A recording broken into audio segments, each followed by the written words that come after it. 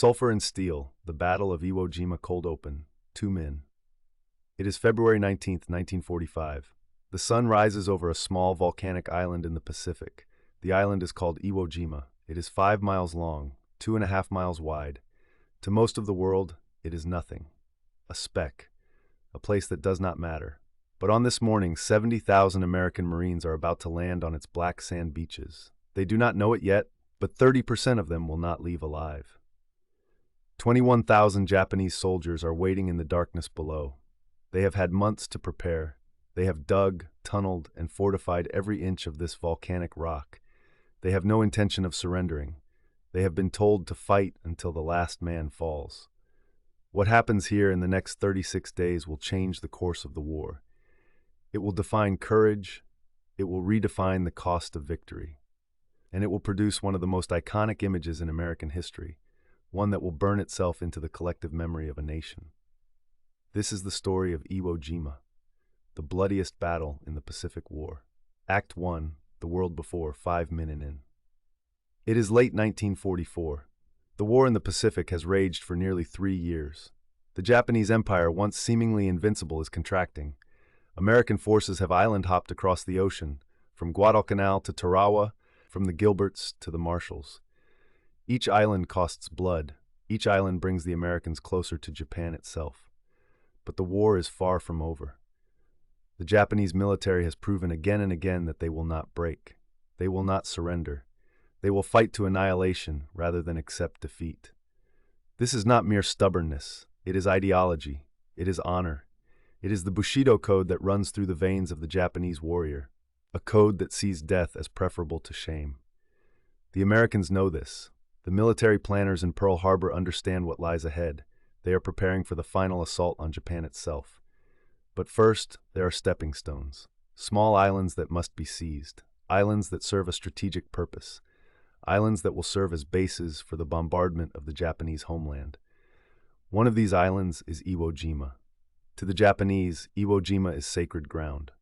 It is the last defensive position before the home islands. It is part of Tokyo itself, administratively, legally, spiritually. To surrender it is unthinkable. To lose it is to admit that the enemy stands at the threshold of the homeland. The island's name means Sulphur Island in Japanese, and indeed smoke rises from its volcanic peaks. The ground itself is warm beneath your feet. Hot springs bubble and hiss. It is a harsh, unwelcoming place. There are no trees, no fresh water. The soil is volcanic ash, dark as coal, that sticks to everything. In the summer of 1944, the Japanese military makes a decision. They will turn Iwo Jima into a fortress, impregnable, indestructible. They send their best general, Tomoyuki Yamashita, the Tiger of Malaya, to fortify the island. Yamashita arrives and surveys the landscape. He sees the terrain. He sees the dormant volcano called Mount Suribachi that dominates the southern tip of the island. He understands the strategic problem immediately. Iwo Jima cannot be held conventionally. It is too small. There is no depth to the defense. If the Americans land, they will be on the beaches, and if they consolidate a beachhead, they will roll across the island. There is nowhere to retreat to, nowhere to escape. But Yamashita is a brilliant military mind. He rejects the traditional approach. Instead, he implements a new strategy, one that will define the battle to come. He abandons the beaches. He surrenders the landing zone. Instead, he moves his forces inland and upward into the volcanic interior of the island. He orders the construction of a vast underground fortress, tunnels, bunkers, gun emplacements, fighting positions carved into rock. Each position is designed to maximize casualties among the attackers. Each position is designed to make the Americans pay in blood for every inch of ground. By February 1945, the island is transformed into a warren of underground fortifications. There are over 11 miles of tunnels, hundreds of bunkers, anti-tank guns positioned to cover the beaches, machine gun nests cut into the volcanic rock, artillery pieces hidden in caves. It is a masterpiece of defensive engineering, a masterpiece that will cost the Americans dearly. The Japanese garrison numbers 21,000 men. They are seasoned soldiers. Many are veterans of earlier battles. Their commander is a 54-year-old general named Tomoshige Sadasui. Under his command, they have spent months preparing their defensive positions. They have stocked ammunition, They have stored food and water. They have constructed a network of reinforced bunkers connected by tunnels that allow soldiers to move unseen beneath the surface of the island. The Japanese soldiers know they will die here. There is no expectation of evacuation, no hope of rescue. There is only the understanding that they will fight until they can fight no longer, and then they will die. This is their duty. This is their honor.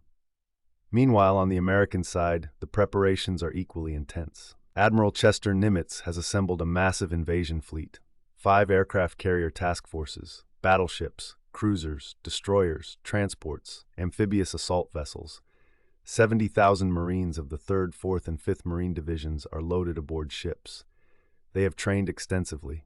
They understand what awaits them. They have seen combat before. Many are veterans of earlier battles in the Pacific.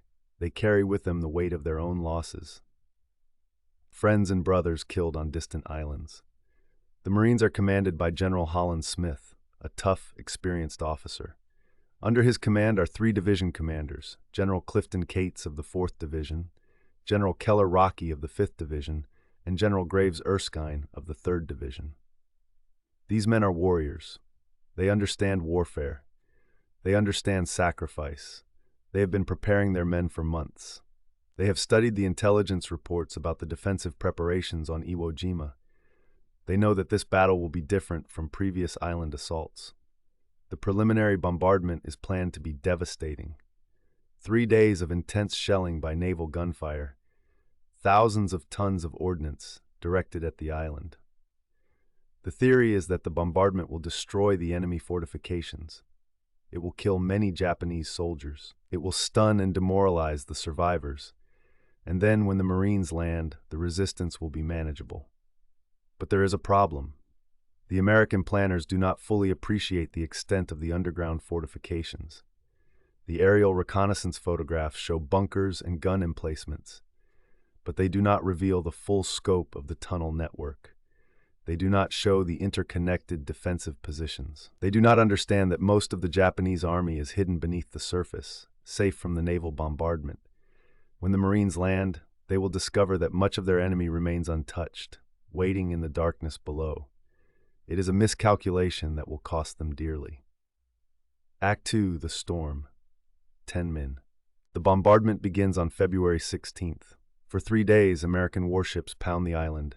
The sky is filled with smoke. The ground trembles, shells scream down from the heavens, explosions tear at the volcanic rock, the noise is deafening. The destruction appears absolute. But below the surface, in their caves and tunnels, the Japanese soldiers wait. They endure. They survive. The bombardment is terrifying. The ground shakes. Dust and ash fill the tunnels. But the structure holds. The fortifications, built into solid rock, absorb the punishment. When it is over, the Japanese emerge from their hiding places. They take their positions. They prepare for the assault. It is the morning of February 19th. The sky is overcast. The sea is rough. 800 landing craft circle offshore, preparing for the assault. The Marines have their weapons. They have their orders. They have said their prayers. They have written their letters home. Some of them will not mail those letters. The landing craft turn toward the beach. The engines roar. The Marines crouch in the bellies of the boats, equipment heavy on their backs, fear tight in their chests. They have been through this before. They know what happens next. They know that when they step onto that beach, they will be exposed. Vulnerable. Targets. The first wave hits the beach at 8:59 a.m. The Marines pour out of the landing craft. Their boots hit the black sand. Behind them, more waves follow. The beach fills with men, thousands of them. They move forward toward the low volcanic slopes beyond the beach. For the first few minutes, there is almost no fire. The Japanese are silent. They are holding their fire. It is not compassion. It is strategy. Let the Americans advance. Let them bunch up. Let them move inland where the fire can enfilade them. Let them reach the killing zones where prepared defenses can be brought to bear. Then it begins. Machine gun fire erupts from the slopes. Artillery rounds start falling on the beach. Mortars sing through the air. The sound is deafening. The smoke is thick. Marines fall. Some are cut down instantly by machine gun fire. Others are torn apart by artillery. Others are wounded and cry out for help. The medical corpsmen move forward, trying to reach the fallen, but they too are targets. The beach becomes a nightmare. The sand is covered with casualties. The incoming fire is so intense that the Marines hunker down, unable to move forward. They dig into the black volcanic sand, using it for whatever cover they can find. But the sand is loose, it doesn't hold, it slides back, trenches collapse. General Holland Smith watches from offshore. He realizes that the preliminary bombardment has not achieved what was hoped. The Japanese defenses are intact. The landing is being met with fierce resistance. He orders the landing to continue. More men pour onto the beach. More men are killed. The casualty rate is higher than anticipated. By evening of the first day, 10,000 Marines are ashore, but they have advanced barely 1,000 yards inland. The fighting has been brutal. The casualties are mounting, and the night is coming. The night on Iwo Jima is dark. The night is cold. And the night is when the Japanese launch counterattacks. As darkness falls, Japanese soldiers emerge from their tunnels and caves. They attack the American positions. The fighting is hand-to-hand in places. Grenades are thrown. Rifles are fired at point-blank range. The Americans hold their positions, but barely. Men who were alive at sunset are dead by midnight. Men who were whole are shattered. The screams of the wounded echo across the dark volcanic landscape. It is the first night. There will be 35 more. In the days that follow, the Marines push inland slowly, agonizingly slowly. Every yard of ground is contested. The Japanese are invisible, firing from bunkers and caves. The Americans have to root them out one by one. They use flamethrowers, grenades, explosives, rifles. They attack bunkers head-on, losing men in the process. The casualties mount. On February 23rd, 4 days into the battle, the 4th Marines pushed toward Mount Suribachi, the 576-foot volcanic peak that dominates the southern end of the island. It is heavily fortified. The climb is steep. The Japanese have excellent fields of fire, but the Americans push forward. By late morning, small groups of Marines have reached the summit. They have paid an enormous price. Hundreds of men lie dead on the slopes below, but they have reached the top. One of the officers, Lieutenant Harold Schreier, realizes that this is a moment. This is something to mark. He finds a small American flag in a supply bag. He calls over 5 men. They unfurl the flag. They raise it on a piece of pipe they find at the summit. It is a small gesture, a moment of acknowledgement in the midst of horror. But a photographer named Joe Rosenthal is watching from below. He sees the flag go up. He raises his camera and takes a picture. One photograph. One moment frozen in time. That photograph will become one of the most iconic images of World War II. It will appear on postage stamps and war bond posters. It will symbolize American courage and sacrifice. It will inspire millions, and it will haunt the men who were there, because most of the Marines in that photograph will be dead within hours. The Japanese counterattack that night is ferocious. They have lost Mount Suribachi, a strategic position, and they are determined to retake it. They attack with furious intensity. The Marines hold. They hold through the night. By morning, the summit is still in American hands, but the cost is terrible. The battle rages on. The Americans push north toward the volcanic plateau and the airfield. Every foot of ground is contested. The Japanese defensive positions are overlapping, machine guns covering bunkers, artillery behind the machine guns, mortars raining down from hills. It is an interlocking fortress that the Americans have to overcome through sheer determination and sacrifice. The weather turns cold. Dust storms blow across the island. Visibility drops to almost nothing. The planes cannot fly effectively. The artillery is hindered. The Marines are left to fight in the gloom with small arms and grenades. It is exhausting. It is brutal. It never stops. Days blur together. February becomes March. The fighting continues. The Japanese defend from prepared positions, trading lives slowly for American blood. Every bunker costs lives to overcome. Every cave must be cleared. Every tunnel must be explored. The Americans have learned to work in small teams. They have learned to use grenades effectively. They have learned to move through the ash and rocks with purpose. By early March, the Americans control most of the island. The airfield has been taken. But the Japanese in the northern part of the island are still fighting. They have retreated to the Kitano Peninsula, a maze of ravines and ridges in the far north. This is the end. This is where the last Japanese soldiers make their stand. The fighting here is terrible. The terrain is broken. The Japanese have prepared multiple defensive lines.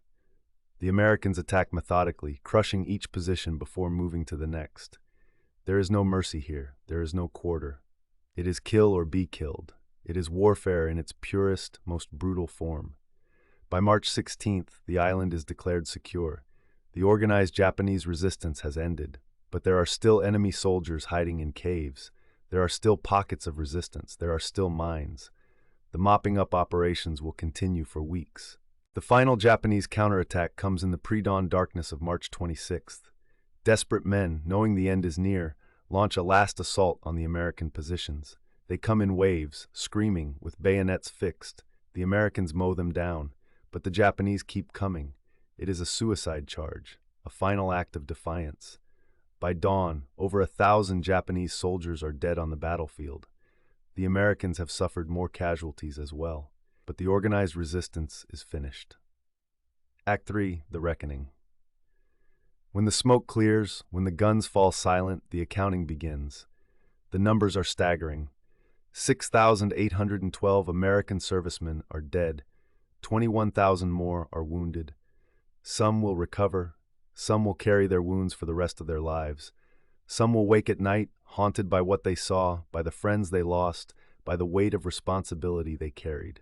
Of the 21,000 Japanese soldiers who defended the island, only 212 survived to surrender. The rest are dead, killed in combat, killed by artillery, killed by flamethrower. Some committed suicide rather than surrender. Some were sealed in caves as they were collapsed by American engineers. Nearly all of them died exactly as they had been instructed to die, fighting until the very end. The casualty rate for the Americans is unprecedented. For every 100 Marines who landed, 73 were killed or wounded. It is the highest casualty rate in Marine Corps history. It is a rate of loss that shocks even those who lived through it. But the strategic objective has been achieved. Iwo Jima is now in American hands. Within weeks, airfields are operational. American bombers, damaged planes returning from raids on Japan, begin landing here instead of ditching in the Pacific. Within the first months of American occupation, fighter escorts for B-29 bombers begin launching from the Iwo Jima airfields. This changes the war. The American bombers now have long-range fighter protection. The effectiveness of the bombing campaign increases dramatically. Historians will debate whether the strategic value of Iwo Jima justified the cost in human lives. Some argue yes, that the airfield saved American bomber crews, that it shortened the war. Others argue that the tactical importance was overstated, that the island could have been bypassed, that the Marines died for marginal strategic gain. But for the men who were there, the question is irrelevant. They did not fight to control an airfield. They fought because they were ordered to fight. They fought because their friends were beside them. They fought because that is what soldiers do. Some of them hoped the sacrifice would bring the war to an end sooner. Some of them simply fought to survive. In the immediate aftermath of the battle, there is a rush to understand what has happened. The American public has seen the photograph of the flag being raised on Mount Suribachi. They understand that something significant has occurred. They do not yet understand the full cost. The three men who helped raise that flag on Mount Suribachi are Private First Class Michael Strank, Corporal Harlan Block, and Private First Class Franklin Sousley. Within hours of the photograph being taken, all three are dead, killed by Japanese fire on the slopes of Mount Suribachi. The men in the photograph have become symbols of sacrifice without knowing it. They will never see the photograph. They will never know that they have become immortal. The survivors struggle with guilt. Survivors' guilt is a powerful thing. Why did they live when others died? What made them different? What cosmic chance, or fate, or divine intervention allowed them to make it off that volcanic island while thousands of their friends did not?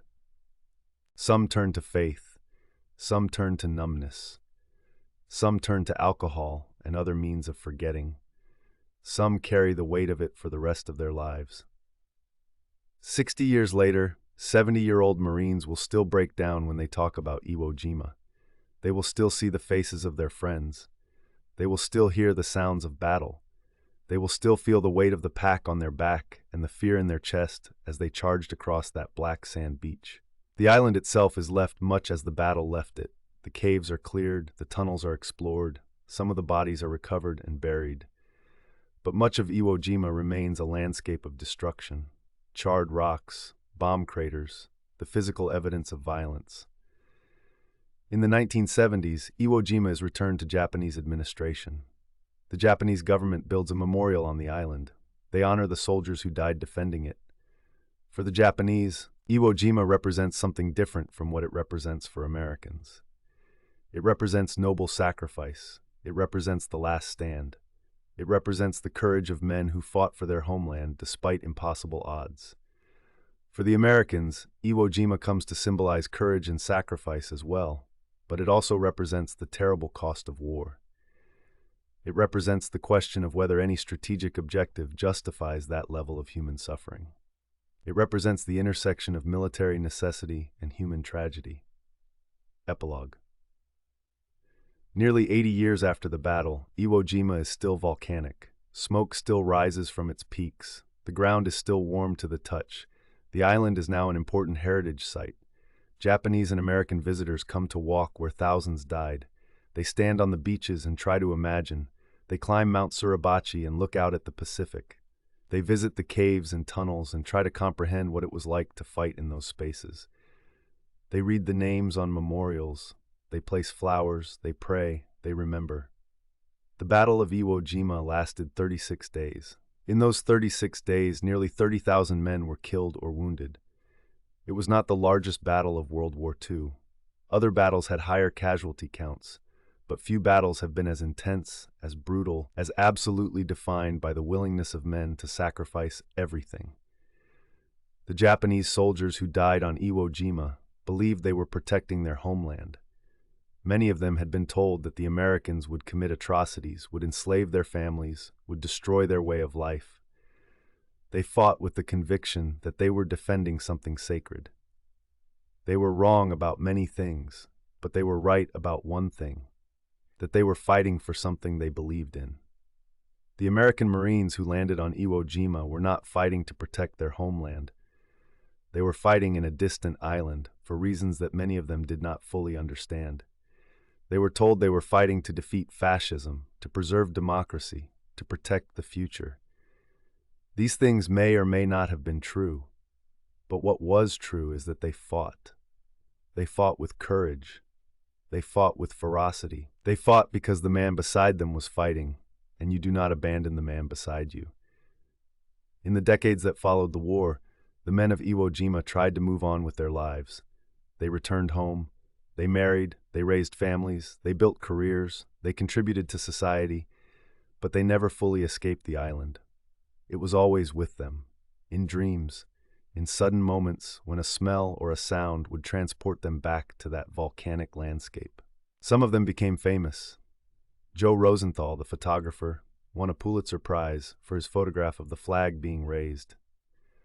Some of the men in other photographs became recognized.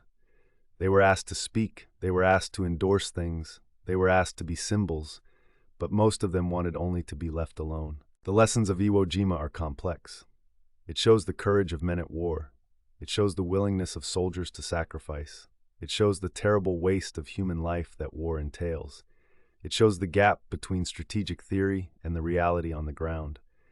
It shows how miscalculations in intelligence or planning can cost thousands of lives. It shows how soldiers, both American and Japanese, are pawns in a game played by politicians and generals. More than anything else, Iwo Jima reminds us that war is not abstract. It is not numbers on a map or strategic objectives or historical narratives. War is young men, afraid and far from home, killing each other in places they never wanted to be. War is loss. War is sacrifice. War is the terrible price that is sometimes paid for freedom, for honor, for survival.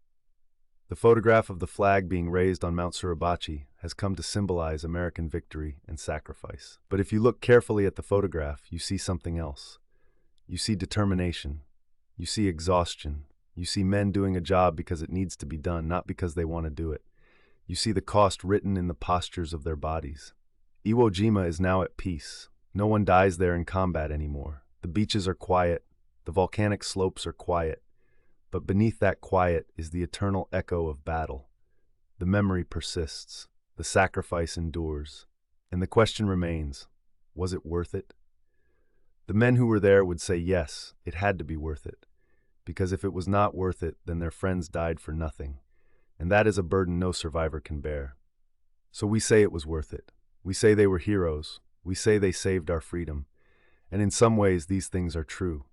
But we must also acknowledge the fuller truth, that war destroys, that war wastes, that war exacts a price that no society should pay lightly. That every battle, no matter how necessary, is a tragedy. That every death, no matter how honored, is a loss that reverberates through families and communities for generations.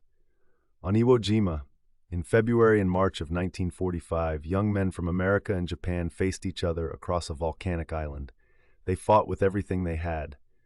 And when it was over, the island was American, but nothing was ever the same. The men who survived carried the island with them for the rest of their lives. Some of them are still alive as of today, 90 years old or older, still touched by what they experienced there. This is the story of Iwo Jima, the bloodiest battle in the Pacific, a place where thousands died so that a few could plant a flag on a barren peak, a place where courage and tragedy are so intertwined that you cannot separate one from the other, a place that reminds us, always, of what war truly costs.